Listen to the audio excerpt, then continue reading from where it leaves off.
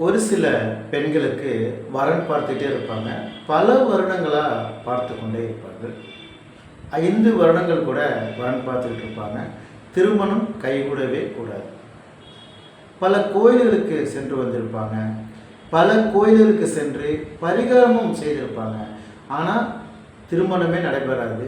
மிகவும் காலதாமதம் ஏற்பட்டு கொண்டே இருக்கும். ஜோதிடரை கேட்டால் ஜாதகம் நல்லா தான் இருக்குன்னு சொல்லுவாங்க. இந்த மாதிரி நிலையுடைய பெண்கள் வளர்பிறையில் வரக்கூடிய செவ்வாய்க்கிழமை அன்று காலை 6 to 7 மணிக்குள்ள பழனி முருகப்பெருமானை தொடர்ந்து வழிபட்டு வரும்போது அவர்களுக்கு விரைவில் திருமணம் கைகூடும். அதே போல் ஒரு சில ஆண்கள் 35 வயது 40 வயதாயும் திருமணமாகாத இருப்பாங்க. எந்த வரணும் அவங்களுக்கு கைகூடாது. இவர்கள் பார்த்த பெண்களுக்கெல்லாம் திருமணமாகி குழந்தையோடு இருப்பாங்க. ஆனால் இவர்களுக்கு திருமணம் நடைபெறாது.